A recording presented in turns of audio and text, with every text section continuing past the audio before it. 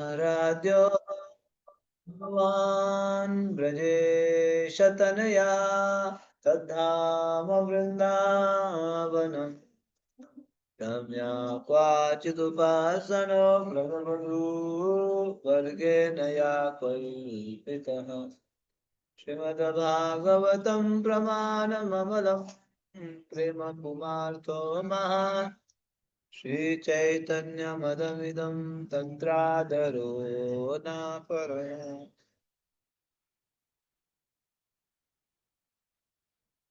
हरे कृष्ण। तो आप सभी वैष्णव भक्तों का हार्दिक स्वागत है इस हमारे ब्रजमंडल परिक्रमा अंतिम दिवस पे। हरे बोल होना चाहिए नहीं? कोई बोला, आप कोई बोला होना भी चाहिए, नहीं भी होना चाहिए। नहीं इसीलिए होना चाहिए कि खत्म हो रहा है, इसलिए ना परिक्रमा खत्म हो रही है तो ठीक नहीं है ना।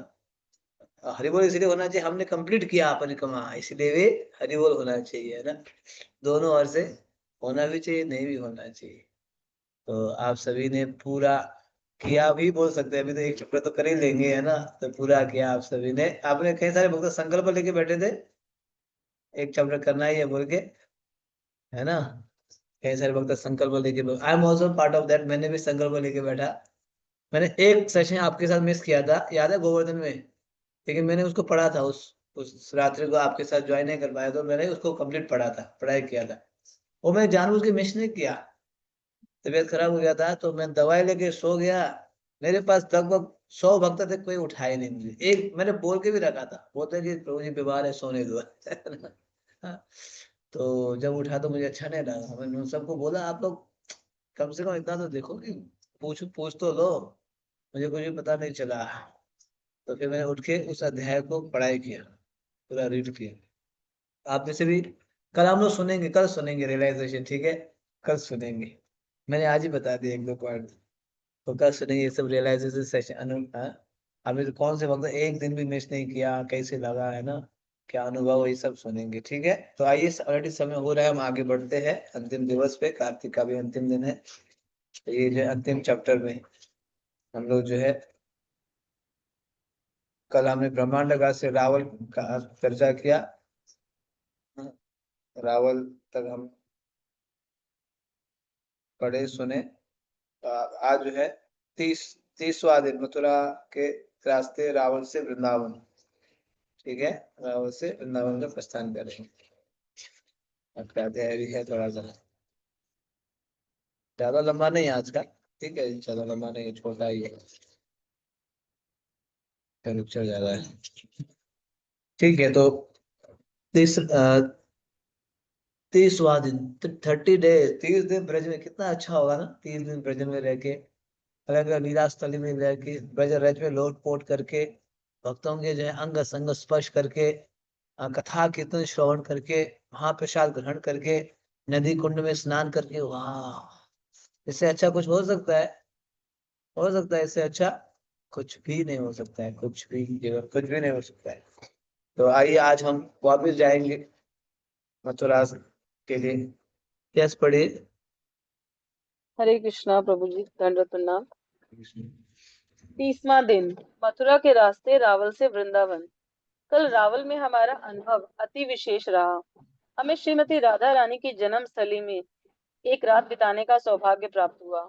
हमने यहाँ के प्रत्येक पहलू, जैसे कथा, प्रसाद, दर्शन, सायंकालीन कार्यक्रम तथा वातावरण आदि में श्रीमती राधा रानी की कृपा का प्रत्यक्ष अनुभव किया। हमें रावल में सदैव इतनी कृपा प्राप्त होती है। यदि इस स्थान के अनुभव को एक शब्द में कहना हो तो हमारे मुख से केवल मधुरम मधुरम ही निकलेगा। किंतु ऐसी अनुभूति हमें कुछ अन्य स्थानों पर भी हुई है। कहाँ हुई, ये विचार करने पर हमें राधा कुंड, वर्षाणा तथा जावट जैसे स्थानों का स्मरण होता है। ब्रज के इन सब स्थानों का संबंध स्पष्ट है। ये सब गहराई से श्रीमती राधा रानी से जुड़े हैं और श्रीमती राधा रानी के 25 दिव्य गुणों में भी सर्वप्रथम गुण मधुर है। चैतन्य चरितामृत में इन गुणों का वर्णन किया है। तो यहाँ पे जो है मंगल आरती की श्रीमती राधा रानी के गुणों के बारे में बता रहे हैं कि राधा रानी क्या है, राधा की कृपा का प्रत्यक्ष अनुभव किया है, राधा रानी की कृपा का।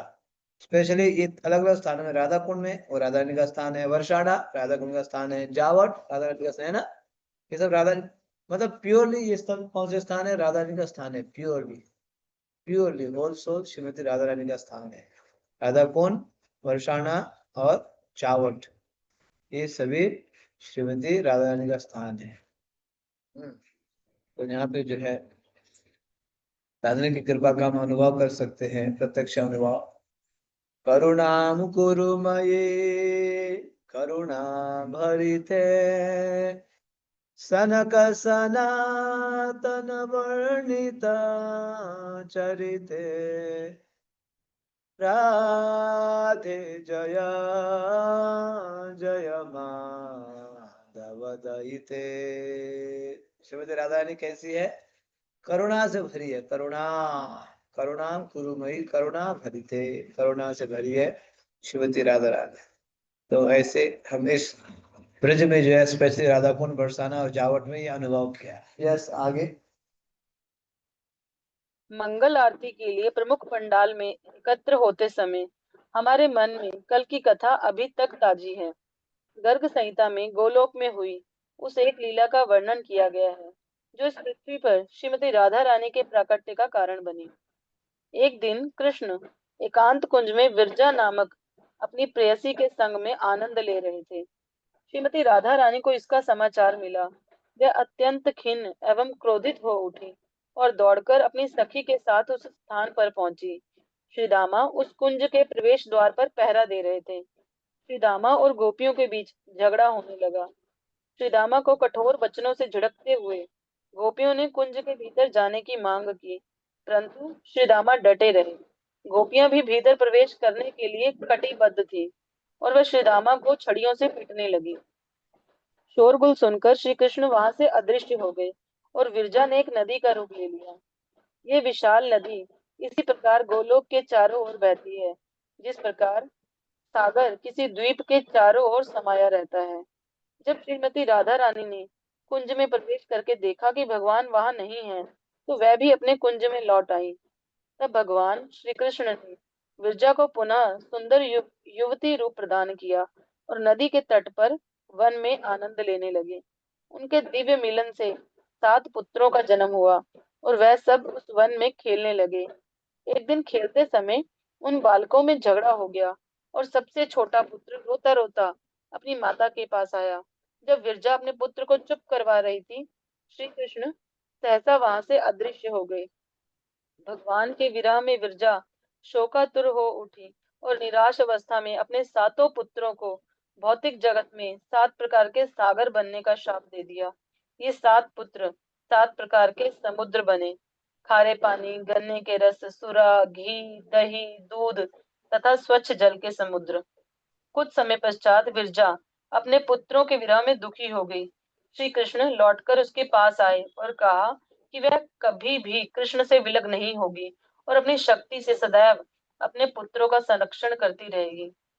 इस घटना के बाद भगवान कृष्ण श्री दामा के साथ श्रीमती राधा रानी के कुंज में आए। वे जानते थे कि उनके विरह में श्रीमती राधा रानी अत्यंत पीड़ित हैं, परंतु अपने प्रियतम को देखकर श्रीमती राधा रानी दिव्य क्रोध से भर उठी और कृष्ण को व्रज लौट जाने के लिए कहा। राधा रानी के वचन सुनकर कृष्ण ने वही किया और व्रज के वनों में चले आए। इससे श्रीदामा क्रोधित हो उठे और श्री कृष्ण की निंदा करने के लिए राधा रानी को फटकारने लगे। इससे श्रीमती राधा रानी का दिव्य क्रोध और अधिक उग्र हो गया। श्री रामा को शाप देते हुए उन्होंने कहा, अरे दुर्बुद्धि, तुम अपने पिता की प्रशंसा तो करते हो, परंतु अपनी माता की, मेरी निंदा करते हो। गोलोक का त्याग करके राक्षस बन जाओ। श्री दामा ने भी पलटकर श्रीमती राधा रानी को शाप दे दिया। हे सुंदरी, यद्यपि श्री कृष्ण तुम्हारे प्रति इतने दयालु थे, तथापि तुमने क्रोध और उनसे द्वेष किया, इसलिए तुम धरती पर जाओगी और श्री कृष्ण से 100 वर्ष का विरह भोगोगी। इसमें कोई संदेह नहीं है। श्री दामा श्रीमती राधा रानी के बड़े भाई हैं और इसलिए इन दिव्य भाई बहनों के बीच ये कलह भगवान की व्यवस्था थी, जिससे वह भविष्य में अपनी लीलाओं के लिए एक मंच तैयार कर सके। एक दूसरे को शाप देने के बाद श्री दामा और श्रीमती राधा रानी चिंतित और दुखी हो गए, परंतु श्री कृष्ण ने वहां प्रकट होकर दोनों को सांत्वना दी।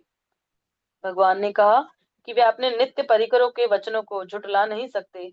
इसलिए वराह कल्प में वह श्रीमती राधा रानी के साथ पृथ्वी पर जाएंगे और उस दौरान 100 वर्षों के विरह के पश्चात श्रीमती राधा रानी का श्री कृष्ण से पुनर्मिलन होगा। हम शास्त्रों से जानते हैं कि जिस दिन अक्रूर श्री कृष्ण को मथुरा से ले गए, उस दिन से ये राधा कृष्ण विरह सागर में डूब गए। और हम ये भी जानते हैं कि 100 वर्ष पश्चात मथुरा के द्वार पर दंत वक्र का वध करने के बाद श्री कृष्ण वृंदावन लौटे और श्रीमती राधा रानी से उनका पुनर्मिलन हुआ। जहां तक श्री दामा का प्रश्न है, अपने अंश विस्तार द्वारा वह शंखचूड़ असुर बना। श्री कृष्ण के हाथों शंखचूड़ वध के पश्चात वह अंश पुनः श्री दामा के मूल स्वरूप में प्रविष्ट हो गया। परिक्रमा के 7वें दिन गोवर्धन परिक्रमा करते हुए हम श्याम वन से गुजरे थे, जहाँ श्री कृष्ण के हाथों शंखचूड़ का वध हुआ था। इस प्रकार इन शापों के कारण श्री दामा शंखचूड़ बनकर प्रकट हुआ और भगवान की परम आह्लादनी शक्ति श्रीमती राधा रानी रावल में प्रकट हुई। और यही श्री दामा रावल में श्रीमती राधा रानी के भाई के रूप में भी प्रकट हुए और अनंग मंजरी उनकी बहन बनी। ठीक है, एक मिनट। तो ये रावण की कथा है कि किस प्रकार से एक दिन श्रीमती राधा रानी प्रतीक्षा कर रही थी कि कृष्ण आए तो नहीं, लेकिन क्या कर रही थी, विरजा विरजा सखी के साथ जाके हाँ, अपनी लीलाएं कर रहे थे। जब ये श्रीमती राधा रानी को पता चला, गोपियों को पता चला, तो वो सब चले गए ये कृष्ण के पास। कृष्ण ऐसे क्यों कर रहे हैं, यहाँ राधा रानी प्रतीक्षा कर रही है, उधर जो विरजा गोपी के साथ अपनी लीलाएं कर रहे हैं। जब सभी चले गए तो उन्होंने, भगवान श्री कृष्ण ने गेट में, गेट कीपर, द्वारपाल के रूप में किसको रख दिया था, श्री दामा। तो श्रीमती राधा रानी का भाई है स्वयं। तो श्री दामा तो द्वार में थे, किसी को अंदर जाने नहीं दे रहे थे। नहीं, मैं जाने नहीं दूंगा, भगवान अंदर लीला कर रहे हैं। गोपियां वो नहीं जाने दो, उन्होंने जाने नहीं देंगे। तो इस प्रकार से आगे पीछे धक्का मुक्की हुई। फिर गोपियां जो इनको, मतलब ये आध्यात्मिक दृष्टि से मारने लगी, पीटने लगी, है ना, ये सब चल रहा था। तब तक भगवान वहां से अदृश्य हो गए। और ये विरजा क्या बन गई, नदी बन गई, नदी नदी, है ना, नदी बन गई। भगवान भी अदृश्य हो गए, ये लीला हुई थी। हम्म। तो बाद में फिर भगवान श्री कृष्ण श्रीमती राधा रानी के पास जाते हैं, है ना, मनाने का प्रयास करते हैं। ये सब चल रहा था, तब तक फिर श्रीदामा वहां पे आते हैं। फिर राधा रानी को फिर बोलते, भगवान तुम्हें मनाने का प्रयास करे, बात क्यों नहीं सुनते हो, ये सब बोल रहे हैं। तो श्री राधा जी क्रोधित होती है। तुम जो है सिर्फ अपने पिता के लिए सोचते हो, माता के लिए नहीं सोचते हो, है ना। तुम जो है जाओ तुम मृत्यु लोक में जाके असुर बन जाओ। शाप दे देती है, शाप। तो फिर श्रीदामा क्या बन जाता है, शंखचूड़। शंखचूड़ नामक असुर, गोवर्धन में इनका वध हुआ था। गोवर्धन में भगवान ने वध किया था, शंखचूड़ बन जाता है, बन जाते हैं श्रीदामा। फिर श्रीदामा भी अपने बहन, क्योंकि राधा रानी उनकी बहन है, बहन को शाप देते हैं, तुम भी मृत्यु लोक में जाके जन्म लेना है तुम्हें, और भगवान के साथ 100 वर्ष तक बेरहा में रहोगी, 100 वर्ष तक। इसलिए भगवान द्वारिका चले गए थे ना, 100 वर्ष तो बेरहा में थी ना, 100 years बेरहा में हो गई थी। हम्म। तो ये सब जो है लीलाएं चल रही थी, एक दूसरे को शाप दे रहे थे। लेकिन ये जो है, जो भी भाई बहन में हो रहा है, ये आध्यात्मिक दृष्टि से है। ये भौतिक संसार में लीला करने के लिए कर रहे हैं। तो इसलिए श्रीमती राधा रानी इस भौतिक संसार में 100 साल तक भगवान श्री कृष्ण के बेरा में रही। और श्रीदामा जब शंखाचूड़ बने, शंखचूड़, उनका वध किसने किया, भगवान ने आगे किया, मणि निकाल के गोपियों को दिया था। ये लीला जो है, और श्रीमती राधा रानी के प्राकट्य का लीला, एक लीला है किस प्रकार से राधा रानी इस भौतिक संसार में आई। और भी लीला सुनेंगे, ठीक है। यस, आगे पढ़िए। तुलसी आरती के बाद परिक्रमा व्यवस्थापक ने स्मरण दिलाया कि आज तुलसी शालिग्राम विवाह है। साथ ही आज श्री निम्बारकाचार्य का आविर्भाव दिवस, भीष्म पंचक, कार्तिक तथा चातुर्मास का अंतिम दिन भी है। अपना सामान बांधकर रावल रावल से निकलते समय हम सब सामान्य से अधिक शांत हैं। भक्त अत्यंत मननशील एवं प्रार्थना के भाव में दिख रहे हैं। यहाँ बिताया गया एक एक क्षण बहुमूल्य है। अनेक भक्तों को न केवल रावल से अपितु व्रजधाम से दूर जाना होगा। अपने हृदय की गहराइयों से श्रीमती राधा रानी को पुकारते हुए हम उनकी दिव्य महिमाओं के स्मरण में लीन हो गए। उनका अचिंत्य उदार स्वभाव ही हमारी एकमात्र आशा है। हमारी उत्कट प्रार्थना सुनकर श्रीमती राधा रानी कभी न कभी हमें अपने प्रेम एवं भक्ति से कृतार्थ करेंगी। तो आप सुन रहे हो, तो यहाँ पे जो है अ, अब आज आज अंतिम दिन है, बहुत विशेष दिन है, कार्तिक का अंतिम दिन है ना, वही मना रहे हैं यहाँ पे। तुलसी शालिग्राम विवाह भी है, और निम्बार्चार्य का भी क्या है, आविर्भाव दिवस है, कार्तिक चातुर्मास का अंतिम दिन, ये सब। और धीरे धीरे जब भक्त लोग बोले हम केवल रावण से बाहर नहीं जा रहे, हम पूरे ब्रज से बाहर जाना पड़ेगा हम लोगों को, है ना, हमारी परिक्रमा हो गई है, कोई गुजरात से आए हैं, तो कोई बंगाल से आए हैं, तो कोई हाँ मध्य प्रदेश से, तो कोई यूपी से है ही, इस प्रकार से अलग अलग स्थानों से भक्त लोग थे।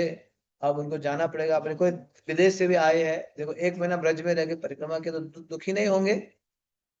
2 दिन भी कोई साथ में रहता है, छूटना है तो दुखी होते हैं ना। एक महीना इतने कीर्तन कथा दर्शन साथ में किए, तो दुखी हो रहे थे भक्त लोग, है ना। तो अनेक भक्तों ने क्या किया, हम्म, एक दूसरे को आलिंगन कर रहे थे, बातें कर रहे थे, और हमारी उत्कंठ प्रार्थना सुनकर श्रीमती राधा ने हमें क्या करेगी, कभी ना कभी हमें अपने प्रेम एवं भक्ति से कृतार्थ करेगी, हमें श्रीमती राधा रानी जरूर सुनेगी, दोबारा बुलाएगी, कृपा करेगी, इसको अपेक्षा करते हुए भक्त लोग अब धीरे धीरे रावण से आगे बढ़ रहे, दुखी होके। यस। कल की कथा में हमने श्रीमती राधा रानी के प्रति वृषभानु महाराज एवं कीर्तिदा देवी के स्नेह के विषय में सुना। एक दृष्टि से वे दोनों राधा रानी के शाश्वत माता पिता हैं, इसलिए ये कहना उचित नहीं होगा कि वे राधा रानी के माता पिता बने, परंतु गर्ग संहिता में कहा गया है कि पूर्व जन्म में वृषभानु एवं कीर्तिदा पति पत्नी थे। उनका नाम था सुचंद्र एवं कलावती। ब्रह्मा जी को प्रसन्न करने के लिए उन्होंने गोमती नदी के तट पर 12 वर्ष कठोर तप किया। उनकी तपस्या से प्रसन्न होकर ब्रह्मा जी उनके सम्मुख प्रकट हुए और मनचाहा वरदान मांगने को कहा। एक ही स्थान पर दीर्घ काल तक खड़े रहने के कारण सुचंद्र के शरीर पर चींटियों ने घर बना लिया था। चींटियों की बांबी से बाहर निकलकर उन्होंने हाथ जोड़कर नम्रता पूर्वक मुक्ति का वरदान मांगा। ब्रह्मा जी ने तथास्तु कहा। कलावती ने कहा, पति पत्नी का स्वामी होता है। पति द्वारा मुक्ति प्राप्त करने के बाद मेरा क्या होगा? यदि ये मुक्त हो गए तो मैं अपने प्राण त्याग दूंगी, परंतु इससे पहले मैं आपको शाप दूंगी। ब्रह्मा जी भयभीत हो गए और कहा, पार्वती भविष्य की चिंता ना करें। उन्होंने दोनों पति पत्नी को आशीर्वाद दिया कि वे दीर्घ काल तक स्वर्ग लोकों में सुख भोग करेंगे और तत्पश्चात पृथ्वी पर जन्म लेंगे। वहां उनके घर श्रीमती राधा रानी का जन्म होगा और अपने जीवन की समाप्ति पर वे दोनों भगवान के परम धाम लौट जाएंगे। इस प्रकार द्वापर युग के अंत में सुचंद्र ने वृषभानु महाराज तथा कलावती ने कीर्तिदा देवी के रूप में जन्म लिया। जहाँ तक रावल में श्रीमती राधा रानी के जन्म का प्रश्न है, विभिन्न कल्पों में हुई विभिन्न लीलाओं के आधार पर इसके अनेक विवरण प्राप्त होते हैं।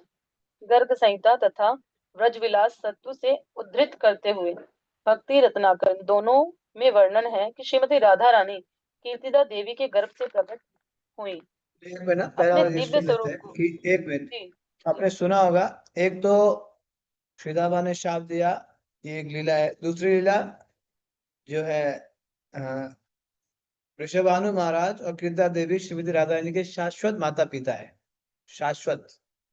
तो ये पहले जो है सुचंद्र एवं कलावती बने थे, उन्होंने तपस्या किया, घोर तपस्या कर ब्रह्मा जी को प्रसन्न किया। तो ब्रह्मा जी ने उनको आशीर्वाद दिया कि आप लोग जाओ, पहले तो स्वर्ग में जाके कई जन्मों तक जो है आप वहां रहो, है ना, सुखी पूर्वक। उसके बाद जब मृत्यु लोक में आएंगे, तो आपके जो है आपकी संतान जो है राधा रानी, श्रीमती राधा रानी आपकी पुत्री बन के आएगी। ये एक लीला है तो है विश्वभानु और कृष्ण सुंदरी है, वो शाश्वत माता पिता है। ठीक है, ये बात जान लीजिए। कौन है ये? शाश्वत श्रीमती राधा रानी के माता पिता है, इस धरातल में भी और बहुत आध्यात्मिक संसार में भी। आगे और एक लीला सुनेंगे, यस, किस प्रकार से रावण में प्रकट हुई है। हम्म। अपने दिव्य स्वरूप को महाराज वृषभानु की पत्नी के गर्भ में स्थापित करके श्री राधा यमुना तट के निकट एक उद्यान में स्थित विशाल भवन में प्रकट हुई। भाद्रपद अगस्त से सितंबर शुक्ल पक्ष अष्टमी सोमवार के दिन अप्रहाय समय जब आकाश बादलों से घिरा था, श्री राधा के आविर्भाव का महोत्सव मनाने के लिए देवतागण नंदन कानन में खिले पुष्पों की वर्षा करने लगे। श्रीमती राधा रानी के अवतार को जानकर नदियां शुद्ध एवं स्वच्छ बन गई। चारों दिशाएं आनंदित एवं शुभ हो गई और मंद शीतल समीर कमल पुष्पों का पराग लेकर बहने लगा। इतना ही नहीं, श्रीला रूप गोस्वामी अपनी पुस्तक श्री ललित माधव में वर्णन करते हैं, श्रीमती राधा रानी और उनकी चचेरी बहन चंद्रावली क्रमशः वृषभानु एवं चंद्रभानु की पत्नियों के गर्भ से प्रकट हुई।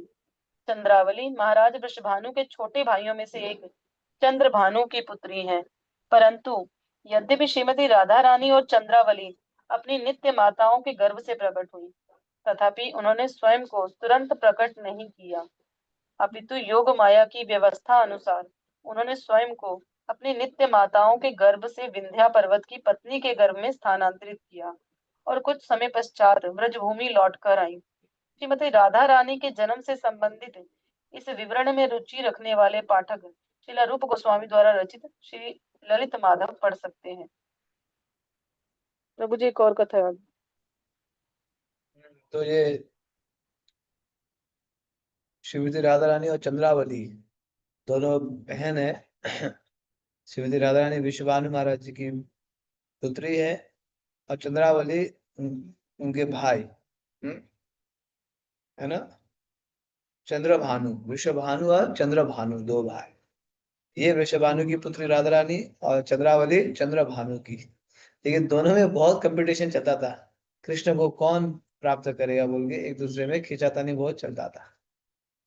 इवन भक्त भी जो है दो दो पार्टी के है, कोई जो है राधा रानी के पक्ष के है तो कोई चंद्रावली के पक्ष के है, भक्त में अलग अलग है।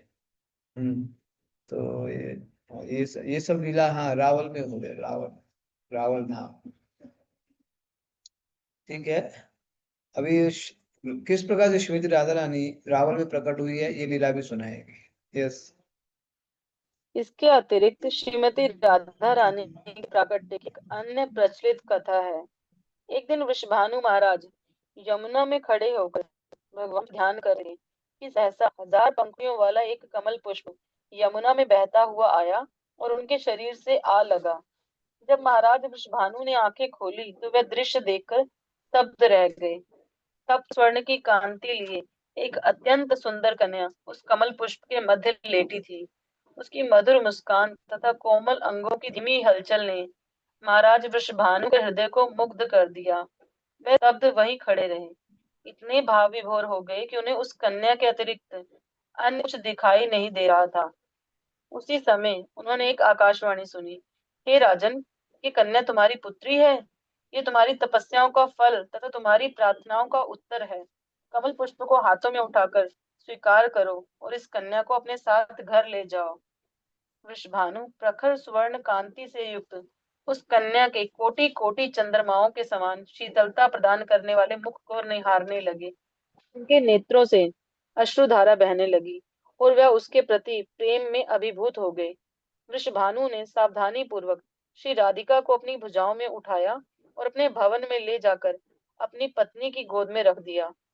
उस कन्या को देखकर कीर्तिदा सुंदरी के हृदय में प्रेम आनंद की जो बाढ़ उठी होगी, हम भला उसे क्या समझ पाएंगे। सुंदरी राधिका को अपनी बाहों में उठाकर वह कितना हंसी और रोई होंगी। कन्या के सौंदर्य को देखकर उसके माता पिता अपने भावावेश को नहीं रोक पाए और बारंबार उसके चंद्र सदृश मुख को देखने लगे। बड़ी गोपियां मंगलाचरण गा लगी और पूरा जगत जय जय की मंगल ध्वनि से भर उठा। कहा जाता है कि संसार में प्रकट होने पर श्रीमती राधा रानी की आंखें बंद ही थी। ठीक, एक मिनट ना, भानु और इतना चर्चा कीर्तिदा कर लेते। इतनी अरे वो सुंदर। अरे वो एक मिनट सर, अलग लीला है। तो ये तीसरी लीला है, तीसरी चौथी लीला है श्रीमती राधा रानी के रावल में प्राकट्य का। तो जैसे तो आपको बताया कि वृषभानु महाराज और कीर्तिदा सुंदरी उनके शाश्वत माता पिता है ना। तो रावल में ये, हाँ रावल में थे। तो रावल में भी यमुना जी बहती है रावल के पीछे। तो रोज नित्य रूप से स्नान करने के लिए जाते थे। तो उस दिन भी स्नान करने के लिए गए।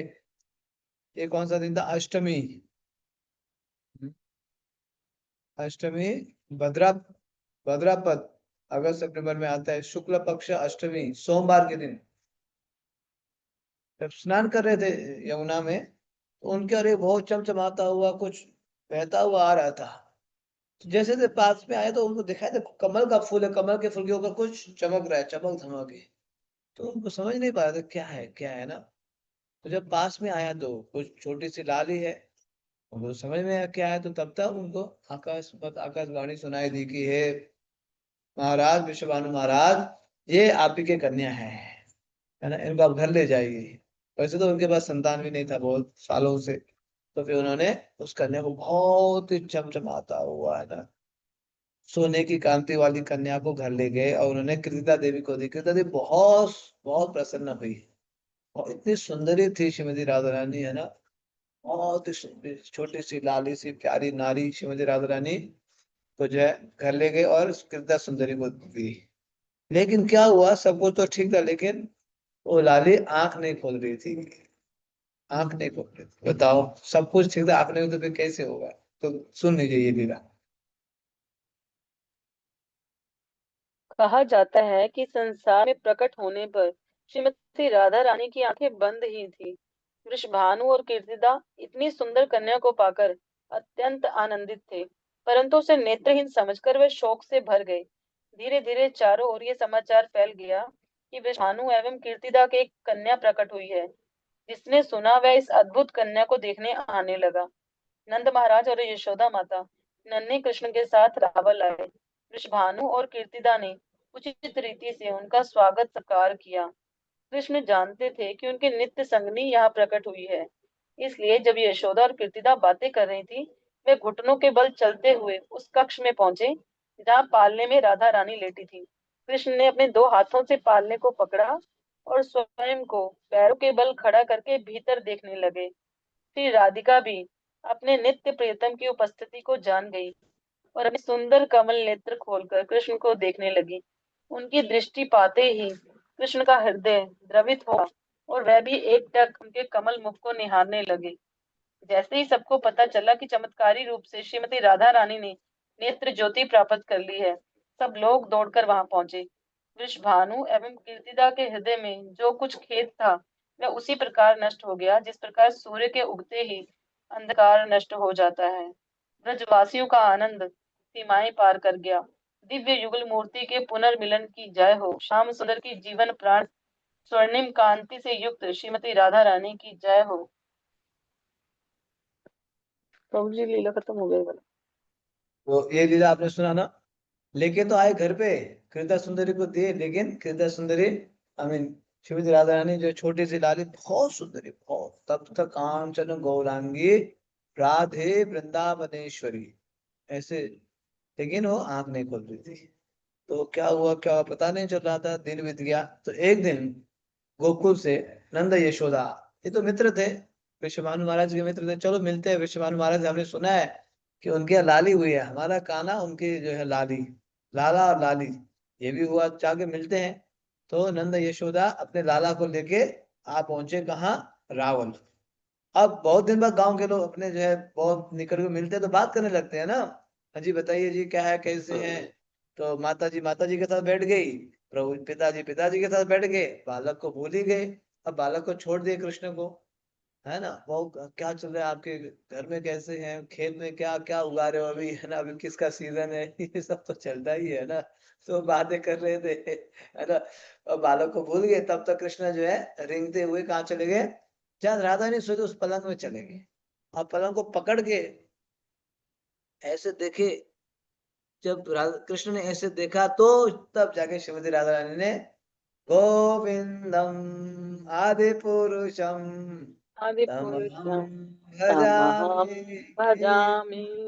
गोविंदम गोविन्दं आदि पुरुषम आदिपुरुषं तमहं भजामि। तमहं दर्शन किया, भजामि। मतलब राधा रानी का गोविन्दं आंख नहीं खुलने का कारण ये था कि सर्वगुणनंदन वो जो है क्या चाह रही थी। आराध्य। राधा रानी का आंख नहीं खुलने का कारण क्या था कि वो कृष्ण से पहले और किसी को देखना नहीं चाह रही थी। अगर मुझे देखना भी है तो सबसे पहले कृष्ण को देखना है। भक्तों ऐसे संकल्प रखो, हम लोग भी सुबह उठते ही सबसे पहले देखना है तो भगवान को देखे। सुबह उठते रिमोट लेके टीवी चालू मत कर देना, आज की ताजा खबर बोल के, है ना। नहीं, सबसे पहले उठते ही स्नान करके हमें भगवान का दर्शन करें, या तो नाम जप करें, नाम जप भी दर्शन ही है ना। राधा रानी ने संकल्प लिया था, जब तक कृष्ण नहीं आएंगे, कृष्ण को नहीं देखूंगी, मैं आंख नहीं खोलूंगी। इस प्रकार से संकल्प। ये सुंदर लीला यहीं पे रावल भी हुई है। देखो तस्वीर भी है, पिक्चर भी है, छोटे कृष्ण, नन्हे मुन्ने कृष्ण और सुंदरी राधिका। यस। राधा अष्टमी पर दिए गए एक प्रवचन में श्रील प्रभुपाद बताते हैं कि वृंदावन भाव को विकसित करने का अर्थ श्रीमती राधा रानी का आश्रय प्राप्त करना है। राधा रानी की कृपा के बिना हम किसी भी प्रकार की भक्ति में सेवा नहीं कर सकते। इसलिए वृंदावन में आप देखेंगे कि सब भक्त एक दूसरे को जय राधे कहकर संबोधित करते हैं। राधा रानी भगवान की मूल आह्लादनी शक्ति हैं और सदैव श्री कृष्ण के विचारों में लीन रहती हैं। वह लोग जानते हैं कि यदि राधा रानी प्रसन्न हो जाती तो कृष्ण प्रसन्न हो जाते हैं। जब कोई भक्त कृष्ण की सेवा करने के लिए श्रीमती राधा रानी के पास आता है तो राधा रानी अत्यंत प्रसन्न हो जाती हैं। ओ, ये कृष्ण भक्त है।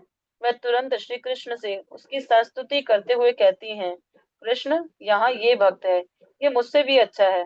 ऐसी है दयालु राधा। मैं चाहे भक्त ना हूँ, मैं चाहे सर्वाधिक सर्वाधिक पतित मूर्ख हूँ, परंतु यदि मैं श्रीमती राधा रानी के माध्यम से कृष्ण के पास जाने का प्रयास करता हूँ तो मुझे अवश्य सफलता मिलेगी। इसलिए हमें पहले राधा रानी की आराधना करनी चाहिए। यही हमारा कार्य है। सीधे श्री कृष्ण को फूल चढ़ाने के स्थान पर आप वह फूल राधा रानी के हाथों में दे दो। हे मेरी माता राधा रानी, हे जगन माता, कृपया ये फूल श्री कृष्ण को अर्पित करें। ये सुनकर राधा रानी कहेंगी, ओह, तुम फूल लाए हो। कृष्ण कहते हैं, पत्रम पुष्पम फलम तोयम यो मे भक्त्या प्रयच्छति। परंतु आप सीधे कृष्ण को देने का प्रयास ना करें, आप राधा रानी को दें। इससे कृष्ण अधिक प्रसन्न होंगे। कंटिन्यू करूं प्रभु जी? कि यहाँ क्या बता रहे हैं, श्री प्रभुपाद एक प्रवचन में बोल रहे हैं कि वृंदावन भाव को विकसित करने का अर्थ है, हम चाहते हैं ना वृंदावन भाव, ब्रज भाव, माधुर्य भाव बोलते हैं ना, तो वृंदावन भाव को विकसित करने का अर्थ क्या है? श्रीमती राधा रानी का आश्रय प्राप्त करना है, श्रीमती राधा रानी का आश्रय लेना है। राधा रानी की कृपा से ही हम क्या कर सकते हैं? कृष्ण के पास पहुंच सकते हैं। श्रीमती राधा रानी कृष्ण के मालकिन है, मालकिन है। जैसे मान लीजिए मेरे पास गाड़ी है, तो आपको अगर मेरी गाड़ी प्रयोग करना है तो आपको मेरे से अनुमति लेना पड़ेगा ना, है ना? मेरी गाड़ी की चाबी चाहिए तो मेरे से अनुमति लेना पड़ेगा, क्योंकि गाड़ी का ओनर मैं हूँ, है या नहीं? मेरे पास गाड़ी नहीं है, चिंता मत कीजिए, बता रहा हूँ। उदाहरण दे रहा हूँ, उदाहरण, है ना? हम ही तो कंगाल, कृष्ण कृष्ण बोली, है ना? गाड़ी नहीं है मेरे पास, बता रहा हूँ। तो अगर मेरी गाड़ी है तो आपको मेरे से अनुमति लेनी पड़ेगी, उसी, क्योंकि गाड़ी मेरा है, ओनर मैं हूँ। हाँ, उसी तरह कृष्ण के पास जाना है तो राधा रानी के माध्यम से ही जाना पड़ेगा, नहीं तो कृष्ण नहीं मिलेंगे। राधा रानी क्या मालकिन बोलते हैं ना, मालकिन, वो मालकिन है कृष्ण के मालकिनों में। हम्म। और जब राधा रानी बोलेंगे हाँ कृष्णा, ये जो है ये अच्छे भक्त है, आप इनको स्वीकारिए, तो फिर कृष्ण कभी मना नहीं कर पाएंगे, स्वीकारना ही पड़ेगा। इसलिए हम भी कुछ सामान वगैरह या कुछ माला वगैरह अर्पण कर राधा रानी के हाथ में देते हैं, राधे आप अर्पण कर दीजिए, तो कृष्ण कभी मना नहीं करेंगे, है ना? इस भाव से हमें राधा रानी का आश्रय लेना होगा, तब जाके कृष्ण तक पहुंच पाएंगे। यस। ब्रज में 1 महीना पैदल परिक्रमा करने के बाद यहाँ से जाने का विचार भक्तों को दुखी कर रहा है। परंतु इस सर्वोच्च परिक्रमा को पूरा करने के बाद जरा कल्पना कीजिए, उन्हें कितनी प्रसन्नता हो रही होगी। भक्तों के हृदय में एक साथ हो रही वर्षा तथा सूर्य प्रकाश इंद्रधनुषी आनंद बनकर उनके चेहरों पर स्पष्ट दिख पड़ता है। भोर हुई और श्री श्री निताई गौर सुंदर अपनी चलती फिरती वेदी पर विराजमान होकर इस यात्रा के अंतिम दिवस चलने के लिए तैयार हो गए। जब श्री चैतन्य महाप्रभु रावल आए थे, उन्होंने यहाँ कुछ समय बिताया था। भक्ति रत्नाकर में कहा गया है, रावल को देखकर वह दिव्य प्रेम में भाव विभोर हो गए। अन्यों का तो कहना ही क्या, यहाँ तक कि अनंत शेष भी पर्याप्त रूप से उनके दिव्य प्रेम की भावनाओं का वर्णन नहीं कर सकते। चारों दिशाओं से लोग दौड़कर वहां आने लगे और हरिनाम करते हुए कहने लगे, हे बंधु, इस सन्यासी शिरोमणि को देखो। महाप्रभु के चंद्र सदृश मुख के सौंदर्य का पान करके सब लोग उन्मत्त हो गए। ब्रजमंडल परिक्रमा के दौरान पंडित श्रीनिवाचार्य एवं नरोत्तम दास ठाकुर भी रावल आए थे। कहा जाता है उन्होंने एवं श्री चैतन्य महाप्रभु की लीलाओं की चर्चा करते हुए पूरी रात यहाँ बिताई और रात भर दिव्य प्रेम भावनाओं में गहराई से निमग्न रहे। अपने पड़ाव को हम पक्की सड़क पर चलने लगे और फिर एक वहां मिनट से एक मिनट एक बाएं मिनट मुड़कर हरि बोल यमुना के तट से लगे कंटीले हरि पथ बोल। पर आ गए। हरे कृष्णा। यहाँ तो पहले चर्चा कर लेते हैं। देखा यहाँ, जैसे ये तो हम चर्चा कर चुके हैं, फिर भी यहाँ रिपीट हो रहा है कि अभी 1 महीना तक चला तो फिर भक्तों अलग अलग हो रहे, दुख हो रहा है। दुख भी है, सुख क्या है, परिक्रमा कंप्लीट हो गई, ये आनंद है। दुख इसीलिए कि भक्त 1 महीना रहने का अलग अलग होना बहुत दुख हो जाता है ना, मुश्किल होता है। 1 महीना आप साथ में रहे, साथ में सोए, साथ में खाए, साथ में बैग लेना, साथ में जो तीर्थ स्थान करना, साथ में 1 महीना, कोई कम होता है क्या? उसके बाद फिर अलग होना मतलब बहुत दुख की बात है। सुख आनंद क्या, परिक्रमा खत्म कर लिया। 1 महीना बहुत कठोर तपस्या थी ना ये, 1500 लोगों के बीच में हर चीज में लाइन लगना इतना आसान थोड़ा ना है। कभी असुविधा ही असुविधा, हर जगह सुविधा कहाँ होता है।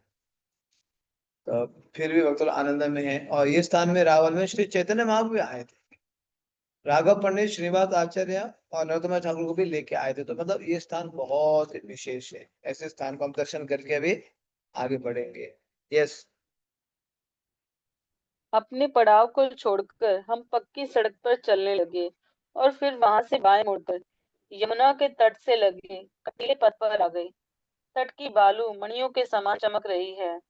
आज हमारी यमुना के तट पर सबसे लंबी यात्रा होगी। सूर्यदेव की पुत्री यमुना देवी, जिनके मोहित करते तट गायों से सजे हैं, जो अनेक प्रकाशवान एवं सुगंधित कदम फूलों से युक्त है और जो भगवान श्री कृष्ण के भक्तों का संग प्राप्त करके प्रसन्न हो जाती हैं, वह मुझे शुद्ध करें। यदि भगवान हमारे ऊपर अपनी कृपा करते हैं तो हमें आशा है कि एक दिन हम दिव्य नेत्रों से श्रील रूप गोस्वामी द्वारा लिखे इस ग्रंथ को देख पाएंगे। हो सकता है कि किसी परिक्रमा के दौरान, ऐसे ही किसी दिन जब हम यमुना के तट से होकर मथुरा जा रहे होंगे, हमें इसके दर्शन होंगे। कुछ देर ठहरकर हम यमुना के तट पर बैठ गए और कीर्तन करते हुए पीछे छूटे भक्तों की प्रतीक्षा करने लगे। कुछ भक्त लड़खड़ा रहे हैं, कुछ अपने पैरों से कांटे निकाल रहे हैं। उन्हें परिक्रमा का पहला दिन स्मरण हो आया, जब ऐसी बातों से वह हतोत्साहित हो जाते थे। परिक्रमा के जीवन ने हमें इतना अधिक सहनशील बना सिखाया है। अब कोई भक्त शोक नहीं करता। अब दुखी होने के स्थान पर वह इसे शुद्धिकरण का साधन देखते हैं। 1 महीने में हमें ऐसी कई शिक्षाएं मिली हैं जो आजीवन हमारे काम आएंगी। सबके एकत्र होने पर हमने अपनी यात्रा जारी रखी। ब्रज की भूमि पर दूर मथुरा नगरी दिखाई दे रही है। आखिर हमने यात्रा पूरी कर ही ली। हमारे हृदय उपलब्धि एवं उल्लास की भावना से भर उठे। हमारी ब्रजमंडल परिक्रमा लगभग पूरी हो गई है और भगवत धाम की हमारी यात्रा छोटी हो गई है। हम भगवत धाम के और निकट आ गए हैं। यमुना पर बने एक विशाल पुल एक से मिनट एक होते एक हुए मिनट एक हम मिनट हरि मथुरा बोल की हरि बोल। तो यहाँ पे जो है आज जो है हम अभी रावल के बाद अब चलते तो यमुना के तट से चलेंगे। यमुना हम कई बार इस जो है 1 महीना की परिक्रमा में यमुना का दर्शन कई बार किया हमने। यमुना के तट पे भी चले, यमुना को क्रॉस भी किया है ना, ये तो याद है, एक दिन यमुना को क्रॉस भी किया था, कभी पुल से तो कभी नौका से क्रॉस भी किया था। लेकिन आज जो चलेंगे यमुना के तट में, ये यात्रा सबसे लंबी यात्रा रहेगी। बहुत समय तो यमुना जी का जो है अंग संग दर्शन करते हुए हम आगे चलेंगे। अब परिक्रमा लगभग समापन हो रहा है, भक्त लोग जो है हम स्तुति कर रहे हैं, बोले हाँ एक न एक दिन तो अगर श्री रूप गोस्वामी की कृपा हुई तो हम देख पाएंगे, इस ब्रज को जो है समझ पाएंगे। लड़खड़ाते हुए भक्त लोग आगे बढ़ रहे हैं, चढ़ रहे हैं। बस अभी ये है कि अब ब्रजभूमि की उनकी यात्रा समापन हो रहा है। कब आएंगे पता नहीं, अगले साल आएंगे या 10 साल बाद आएंगे, या आएंगे नहीं आएंगे ये भी पता नहीं चल रहा है। तो लेकिन ब्रजभूमि को छोड़ना पड़ रहा है। देखो आत्मा, आत्मा क्रंदन करेगी। शरीर बोल सकता है ठीक है, घर पे सुख सुविधा है, एसी है, गीजर है, ठंडी है, गर्मी है, घर पे सब सुख सुविधा होगा, लेकिन जो ब्रजमंडल में जो आत्मा के लिए मिलता है ना, वो घर पे नहीं मिलेगा, है ना। जो इतने सारे साधु संतों, सन्यासी, ब्रह्मचारी भक्तों का दर्शन, कथा कीर्तन, ब्रज के रज में लोटपोट, ये मिलेगा कहीं नहीं मिलेगा, तीनों ब्रह्मांड में, घर पे छोड़ो, ब्रह्मांड में कहीं नहीं मिलने वाला है ये स्थान, है ना। तो भक्त लोग इसलिए अपेक्षा रख रहे हैं हमें, जो है निश्चित रूप से अब हमारी परिक्रमा होगी, मतलब इस जो है भव सागर हमारे लिए छोटा हो गया। ऐसे बोलते हैं, जो जो 84 को परिक्रमा करता है, वो 84 लाख योनि से वो मुक्त हो जाता है ना। ये सब चर्चा करके फिर परिक्रमा आगे बढ़ेगी अब मथुरा की ओर। यस। यमुना पर बने एक विशाल पुल से होते हुए हम मथुरा की ओर जाने लगे। वहां से दाएं मुड़कर हम ध्रुव घाट तथा बंगाली घाट के साथ चलने लगे। कुछ ही क्षणों में शहर का व्यस्त वातावरण हमें घेर लेगा। भीड़ भरी गलियों के पिछवाड़े से गुजरते हुए हमारा कीर्तन गूंजने लगा। अंततः हम अपने अंतिम पड़ाव विश्राम घाट पर पहुंच गए। औपचारिक रूप से यही इस परिक्रमा का आरंभिक एवं समापन बिंदु है। यमुना के जल में प्रसन्नता पूर्वक प्रवेश करने से पूर्व हमने उन्हें प्रणाम किया। कुछ भक्तों ने स्नान से पहले सिर मुंडवाए। यमुना के श्यामल शीतल जल में निमग्न भक्तगण अपने अद्भुत अनुभवों का स्मरण करने लगे। स्थानीय पंडों के साथ भक्तों ने इस वर्ष परिक्रमा के अपने संकल्प का समापन किया और कृतज्ञता भरे हृदयों से श्री श्री निताई गौर सुंदर के चरण कमलों पर प्रणाम किया। ब्रजमंडल परिक्रमा का समापन करते हुए हमने विश्राम घाट पर विदाई समारोह रखा। जब सब भक्तों ने हमें स्नान कर लिया तो प्रत्येक भक्त को फूलों की माला पहनाकर उनके माथे पर चंदन लगाया गया। हम सब श्री श्री निताई गौर सुंदर के चारों ओर एकत्र हो गए और परिक्रमा व्यवस्थापक वैष्णवों के भाग लेने के लिए उनका सम्मान एवं आभार व्यक्त करने लगे। तत्पश्चात फल प्रसाद वितरित किया गया। हाँ, तो सब देखा। भक्त भावुक हो गए। हरि बोल। शीघ्र ही हरि बोल। तो पहले इतना पढ़ लेते हैं, है ना। हाँ। तो अभी जो है यमुना के तट पे चलते चलते मथुरा में सिटी पे आ गए धीरे धीरे। पहले अभी तक तो हम ब्रज के जो है वनों में थे, अब हम मथुरा के सिटी, मथुरा पहले से सिटी माना जाता था, भगवान के समय से ही मथुरा को शहर माना जाता है, शहर, है ना। वहाँ पे जो है फिर सिटी है, तो इसलिए वहां जाएंगे, होली गेट है, होली गेट। होली गेट है, कंस का जो है कारागार है, ये सब चीजें। तो वहां पे भक्त लोग पहुंच गए विश्राम घाट में। फिर कई सारे प्रभु लोग क्या कर लगे, मुंडन कर दिए, मुंडन पूरा 1 महीना बाद। कोई तो 1 महीना तो हेड शेविंग नहीं करते हैं, तो आज के दिन आके पूरा मुंडन मुंडन कर दिया। फिर स्वच्छ वस्त्र स्नान करके एक दूसरे को फिर मिलने लगे। और फिर विदाई समूह, विदाई जो है समारोह, फेयरवेल पार्टी बोलता है, फेयरवेल पार्टी। अभी जो एक दूसरे को फेयरवेल करेंगे, विदा विदा करेंगे, है ना। दुखी मत होना आप लोग, कई वक्त भावुक तो भी हो रहे हैं, है ना। चिंता मत करो, फिर मिलेंगे। चिंता मत करो, हम लोग परिक्रमा में फिर मिलेंगे। तो आपको ऑनलाइन में ऐसे वाले तो बेचारे भक्त जो ऑफलाइन में थे, एक एक महीना परिक्रमा, कैसा फील हुआ होगा आप सोचो। अगर आपको ऑनलाइन में ऐसे फील हो रहा है कि अभी हमें जाना पड़ रहा है, तो जो ऑफलाइन में थे उनको कैसा हुआ होगा, आप थोड़ा सा आप महसूस करो, है ना। एक दूसरे को क्या कर रहे हैं, हाँ, विदाई समारोह कर रहे हैं, हाँ? तिलक तिलक लगा दिया, चंदन यहाँ पे माला पहना रहे हैं, एक दूसरे को आलिंगन कर रहे हैं, गाढ़ आलिंगन। देखा, भक्त लोग मिल रहे हैं यहाँ, कोई देश से कोई विदेश से। We will see you again, हम फिर मिलेंगे, हाँ फिर मिलेंगे। अगर परिक्रमा में नहीं, हम आपके क्षेत्र में आ जाएंगे, हम वहां आके मिलेंगे। हाँ प्लीज आप याद करना मुझे, नंबर देना, हम एक दूसरे से मिलेंगे, कृष्ण कथा फिर करेंगे, फिर करेंगे, हाँ प्लीज प्लीज। इस प्रकार से भक्त लोग आदान प्रदान कर रहे हैं ना। अब जो है आज कोई वृंदावन में पहुंचते ही कौन कहाँ पहुंचेगा पता नहीं चलेगा, कौन कौन से गेस्ट हाउस में, किससे रूम में। आप तो 1500 भक्त एक साथ एक टेंट में रहते थे, अब जो है पूरा, है ना, तितर बितर हो जाएंगे, इधर उधर हो जाएंगे। तो भक्त लोग यहाँ पे फेयरवेल पार्टी कर रहे हैं, फेयरवेल पार्टी। परिमंडल परिक्रमा की जय। आगे बढ़िए। सब भक्त भावुक हो गए। शीघ्र ही हम श्री श्री निताई गौर सुंदर ब्रज धाम तथा परस्पर एक दूसरे से विलग हो जाएंगे। अश्रुपूरित नेत्रों से कुछ भक्त भगवान को निहारने लगे और कुछ एक दूसरे का आलिंगन करने लगे। ना चाहते हुए हम बसों में चढ़े और कृष्ण बलराम मंदिर की ओर जाने लगे। पिछले 3 दिनों में हमने बिना किसी वाहन के कच्ची पक्की सड़कों पर पैदल यात्रा की और ब्रज की धूल में नंगे पैर चले। इसलिए आज बसों में बैठकर हमें कुछ अजीब सा लग रहा है। वृंदावन पहुंचकर हम उच्च स्वर में कीर्तन करते हुए कृष्ण बलराम मंदिर के आंगन में प्रविष्ट हुए। हमने शिला प्रभुपाद समाधि मंदिर में उनके चरण कमलों पर प्रणाम किया और फिर कीर्तन करते करते मंदिर कक्ष में पहुंच गए। वहां हमने श्री श्री गौर निताई, श्री श्री कृष्ण बलराम तथा श्री श्री राधा श्याम सुंदर के दर्शन एवं उन्हें प्रणाम किया।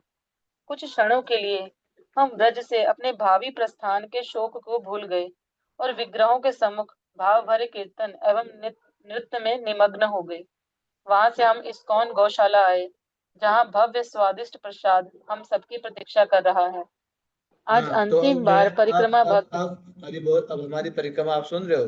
तो वहाँ विश्राम घाट में जब मिल रहे तो सब भावुक तो हो गए। अब नहीं चाहते हुए फिर एक दूसरे को विदा करते हुए बस में बैठे, क्योंकि मथुरा से अब पैदल नहीं आएंगे, बस में आएंगे। बस में बैठे, फिर मथुरा से फिर कहाँ आएंगे, बस में बैठ के कृष्ण बलराम मंदिर आएंगे, है ना। नहीं चाहते हुए ये सब भक्त लोग कर रहे हैं ना। रहना तो चाहते हैं, लेकिन क्या करें, अभी जो है छोड़ना पड़ रहा है। फिर वहां कृष्ण बलराम मंदिर पहुंचेंगे, निताई गौर सुंदर को लेके मंदिर में प्रभुपाद जी की परिक्रमा दर्शन करेंगे, कृष्ण बलराम को राधे श्याम के दर्शन करके अब जो है हम लोग जाएंगे गौशाला में, जहाँ प्रसाद होगा, ब्रेकफास्ट, आज का ब्रेकफास्ट वहां पे होगा। फिर सभी भक्तों को गौशाला में भी स्वागत किया गया है। श्री श्री कृष्ण बलराम की जय। आगे। आज अंतिम बार परिक्रमा भक्त एक साथ प्रसाद लेंगे। मायापुर के राधा धुतीदास एवं उनके दल ने अपनी ख्याति के अनुरूप ही कार्य किया। आज का प्रसाद हमें सदैव स्मरण रहेगा। चावल, पूरी, अनेक सब्जियां, दाल, सलाद, रायता तथा अनेक व्यंजनों के बाद अंत में जलेबियां, गुलाब जामुन तथा दोने भर भर कर स्वादिष्ट खीर। पंक्ति में बैठे भक्तों के बीच चलते हुए मुझे उनके चेहरों पर तृप्ति के भाव स्पष्ट दिख रहे थे। चतुर्विधा श्री भगवत प्रसाद स्वाद्वन्न तृप्तन हरिभक्त संगम कृत्वैव तृप्तिं भजत सदैव वंदे गुरो श्री चरणारविंदम। प्रसाद के बाद हमने अपना सामान लिया और एक दूसरे को भावभीनी विदाई देकर अपनी अपनी राह पकड़ी। अनेक भक्त रोने लगे। इस एक महीने में हम स्नेह एवं मैत्री की जिस डोर से बंधे थे, अब वह डोर तनने लगी। आज कार्तिक का अंतिम दिन है और कल अनेक भक्त अपने अपने मंदिरों या स्थानों पर लौट जाएंगे। संध्या समय हमने इस कार्तिक माह का अंतिम दामोदर अष्टक गाया। परिक्रमा भक्तों को पूरे कार्तिक में 2 बार श्री श्री गौर निताई, श्री श्री कृष्ण बलराम तथा श्री श्री राधा श्याम सुंदर को दीप अर्पित करने का अवसर मिला। सबसे पहले दिन और आज अंतिम दिन, इन 2 दिनों के बीच हम ऐसे रोमांचकारी दौर से गुजरे जिन्होंने इन सुंदर विग्रहों के साथ हमारे संबंध को अधिक गहरा बनाया है। हम कभी इसे भूल नहीं पाएंगे। यही कामना है कि अपने अपने प्रचार क्षेत्रों में शिला प्रभुपाद को प्रसन्न करते हुए हम ब्रज भाव अर्थात कृष्ण भावना में रहे। श्री चैतन्य महाप्रभु के आंदोलन का प्रचार करते हुए हम सदैव श्री कृष्ण की सर्वाकर्षक भूमि का निरंतर स्मरण कर सके और हमें बारंबार ब्रजमंडल परिक्रमा करने का अवसर प्राप्त हो सके। श्री श्री निताई गौर सुंदर की जय, शिला प्रभुपाद की जय, श्री व्रजमंडल परिक्रमा की जय, परिक्रमा भक्त वृंद की जय। हरे कृष्ण। हरे कृष्णा, हरे कृष्णा, कृष्ण कृष्णा, हरे हरे, हरे राम, राम राम, हरे हरे। श्री श्री ब्रजमंडल 84 कोस परिक्रमा के जय। परिक्रमाकारी भक्त वृंद की जय। ब्रजभूमि 84 कोस के जय।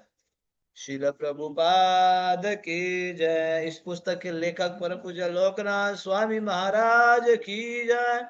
समवेद गौर भक्त वृंद की जय। ऑनलाइन परिक्रमा वाले भक्त वृंद की जय। निताई गौर प्रेमानंदे।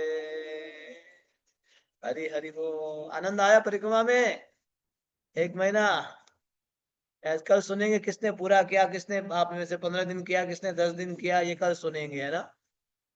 कल अपना रियलाइजेशन नोट करके लाइएगा, स्पेशल अनुभव आपको क्या मिला। इस ऑनलाइन परिक्रमा में, ठीक है। कल हम लोग ऑनलाइन जरूर सेशन करेंगे। कल का सेशन केवल पूरा, हाँ, कल 7:30 से 8:30 तक रहेगा। कल से सब टाइम चेंज हो जाएगा, ठीक है, क्योंकि हम 1 घंटा ही करते हैं। फिर परसों से हम ये पुस्तक पढ़ने वाले हैं। आपके ग्रुप में शेयर हुआ ये? पता नहीं ग्रुप में ये पोस्टर शेयर हुआ, कुछ पोस्टर नहीं ना? ओके, ठीक है, शायद हो जाएगा। तो ये पुस्तक ले लीजिएगा, नहीं मिला तो। श्री कृष्ण स्वरूप चिंतन बहुत ही सुंदर पुस्तक है। लेकिन हम कल से 1 आवर ही पढ़ेंगे, ध्यान रख लेना। 8:30, 7:30 से 8:30 शार्प। मैं कभी का लेट हो गया तो अलग बात है, फिर भी हम 8:30 ही कंप्लीट करते हैं। वैसे तो अधिकतर लेट नहीं होता हूँ, लेकिन आज का थोड़ा सा कार्तिक की वजह से बिजी हो गया। आज आपके साथ का ये चौथा प्रोग्राम है मैंने किया। आज सुबह मंदिर ओपनिंग था गुड़गांव में, तो मैं सुबह 7 बजे निकला अपने नोएडा से, वहाँ मंदिर ओपनिंग अटेंड किया। फिर हमारा 1 बजे दिल्ली में एक प्रोग्राम था माता जी के घर पे, वो अटेंड किया। वो 4-5 बज गया, 5 बजे खत्म हुआ। 5 बजे तो खत्म हुआ। फिर वहां से तीसरा प्रोग्राम, हम फिर ग्रेटर नोएडा में एक भक्त का शादी, शादी में पहुंच गए। तीसरा, वो शादी में मुझे बहुत रोक रहे थे, लेकिन मैंने शॉर्टकट में निपटाया। फिर वहां से तुरंत मैं फिर नोएडा लौट के आया। ये चौथा है। तो इस प्रकार से, हाँ, मैनेज हो रहा है। हाँ, ये ना तेना इधर उधर भगवान सेवा में बना के रखेंगे तो अच्छा है। ऐसे ही आप सभी आशीर्वाद देंगे तो भगवान सेवा में रखेंगे, भक्तों के आशीर्वाद से। ठीक है, तो मैं भक्तों का धन्यवाद देता हूँ। कल हम करेंगे रियलाइजेशन सेशन जरूर। कर लाल एक जिंदगी, हाँ, दधी बख्श प्रभु जी कृष्ण, दधी बख्श कृष्ण प्रभु जी, जो से बोलिए, बोलिए, बोलिए। हाँ, सॉरी सॉरी, माता जी है क्या? अनम्यूट करो, अनम्यूट अनम्यूट अनम्यूट करो। अनम्यूट नहीं हो रहा है, देखो। या फिर कल कल शेयर करेंगे या कैसे करेंगे? 1 मिनट। हरे कृष्णा। हाँ जी, हाँ जी, हरे कृष्ण, बोलिए। प्रभु जी 2022 में जिसकी दीक्षा हुई थी ना, महाराज उसको बुक दिए हैं, देखिए अगर रख दी होगी तो ख्याल नहीं होगा, ये हाँ बुक हाँ, सबके यस, पास है। बहुत अच्छा, माता जी ने सही बोला। जिनके जिनके पास जो दीक्षा के समय ये पुस्तक मिली होगी, तो ये भी चेक कर लीजिए, और जिनके पास नहीं है वो ले लीजिए, ठीक है। ये कल तो रियलाइजेशन होगा, अनुभव शेयर करेंगे, परसों से करेंगे, 7 तारीख से। हरे कृष्णा। वांछा कल्पतरुभ्यश्च कृपा सिन्धुभ्येव च पतितानां पावनेभ्यो वैष्णवेभ्यो नमो नमः। आप सभी का बहुत बहुत धन्यवाद, आपने इतना 1 महीने आवाज तक नहीं समय आ दिया। दीदी? तो कल से भी पुनः आपका स्वागत है, आवाज ही जरूर नहीं आइएगा। हम लोग फिर मिलेंगे। हरे कृष्णा। श्रील प्रभुपाद की आ।